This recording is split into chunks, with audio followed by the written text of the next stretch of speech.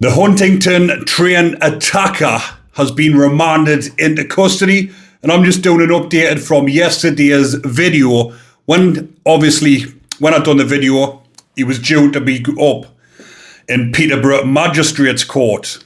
Obviously, he's been remanded into custody. I did say it in the video yesterday. He probably will go to HMP Whitemore, which is in Cambridgeshire, because there is no other Category A prisons within the Peterborough region, and normally they would get sent down to HMP Belmarsh, which is a Category A prison, which has a high-risk unit. But like I mentioned, it's over 100 miles away, and in circumstances like this, HMP Whitemore, which is a dispersal prison, mostly for lifers and people serving massive sentences, does take remand prisoners on circumstances like this.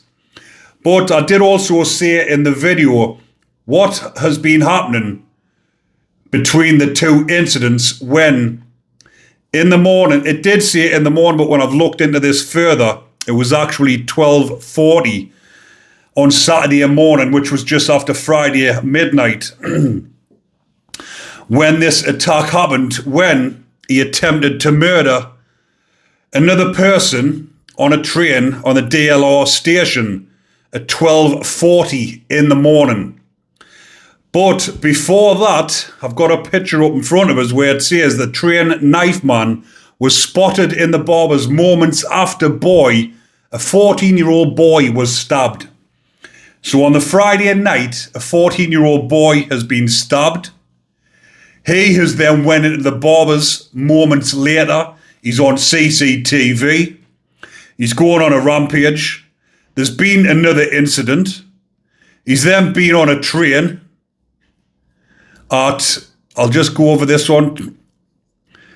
So it says on this article that I'm reading now, the four set of victims suffered facial injuries after being attacked at 12:46 a.m. with a knife on a train at Pontoon Dock Station on the Docklands Light Railway in East London. The suspect had left the location before police arrived, and officers subsequently identified Williams as a suspect. So he was identified as a suspect. Then, again, at 9:25 in the morning, there's a few different articles I've had to get up here, people, because they're not all on the same one. So this was when another report of a knife man was made at 9:25 a.m. the following morning, when he was still at the scene, but police could not find him when they arrived 18 minutes later. Then, obviously, the more serious offence took place on Saturday evening when he attempted to murder another 10 passengers, another 10 innocent people going about the business. On this lunatic, Anthony Williams, 32-year-old, attempted to take the lives of innocent people on a train. So from 9:25 a.m. Saturday morning, then this attack, when the calls were made about the incident at 7:42 p.m. So what else has he done in them 10 hours, and how wasn't he apprehended? A 14-year-old boy has been stabbed on a Friday evening. He's walked into a barber's. He's tried to commit murder just after midnight on Friday. He's then doing it again on the Saturday morning. He should have been apprehended. There will be serious questions getting asked about this. That says the police force has referred themselves to the Independent Police Complaints Commission, I believe it is.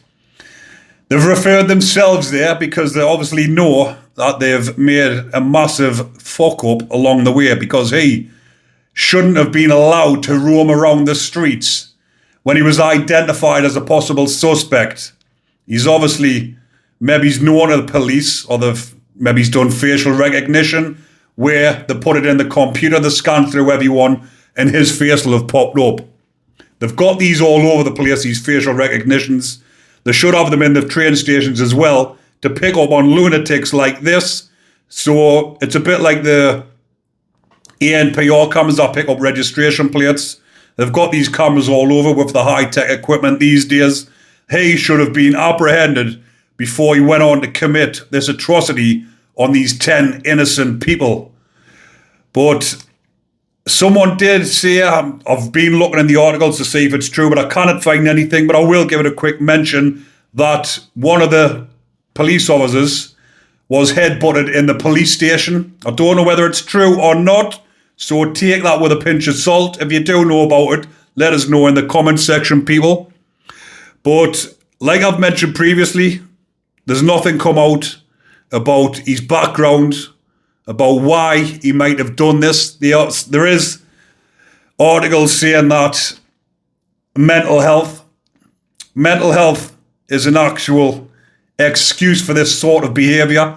This lunatic knew exactly what he was doing. It says he's of no fixed abode, probably living on the streets, or maybe they don't want to give his address out. Because I did see someone to put on saying someone had been locked up for something minor, appeared in court, and they splash your name, your address all over the fucking papers, telling everybody where you live.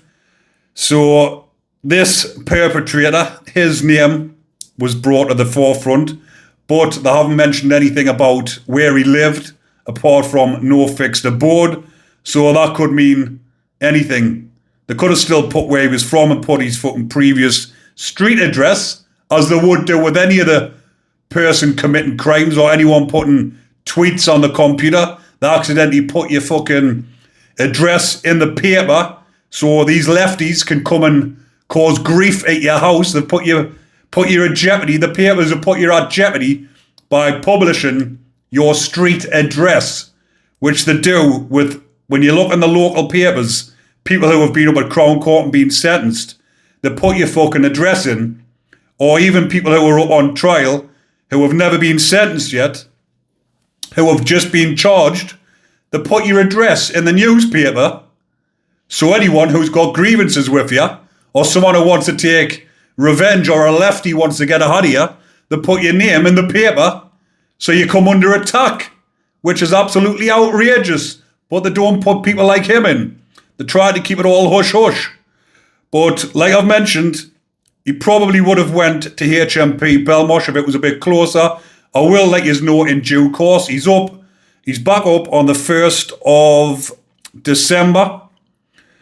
Obviously remanded into custody until the 1st of December, until he's up at Crown Court. Then, hopefully, it's a straightforward, they'll just fast track it and get this done within 6 months, which they could do. They do it with the fucking, like I've mentioned, they do it with people who put tweets on or put Facebook posts on. They fast track them, make them plead guilty, get them sentenced and get them out the way. They should do the same with him. It's blatant. You can't say no, it wasn't me. You're on camera, you absolute lunatic, coward. But he'll be going to HMP Whitemore regardless whether he's there now or not.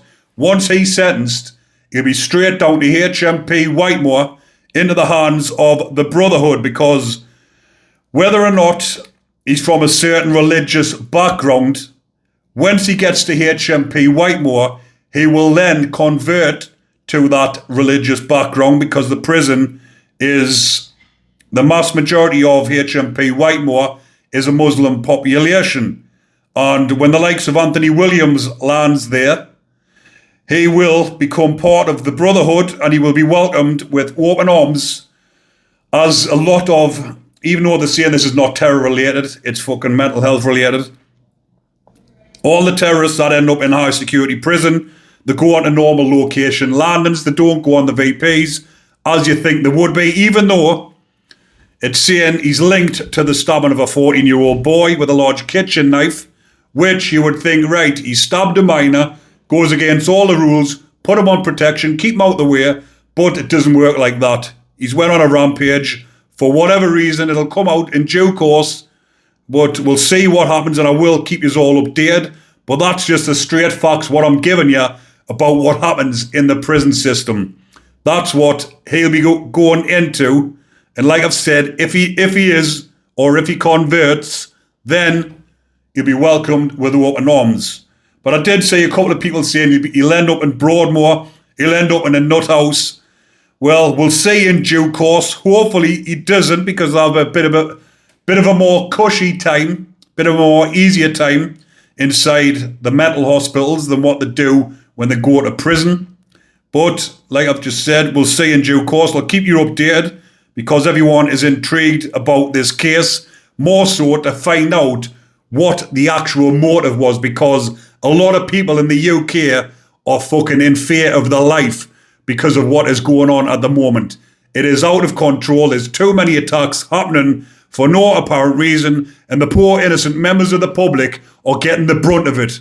But I'll be keeping you updated on these type of incidents, people, on these type of videos. And as usual, if you're enjoying the content, remember to comment, like, and subscribe. Take care of yourselves, people, and most importantly, stay safe.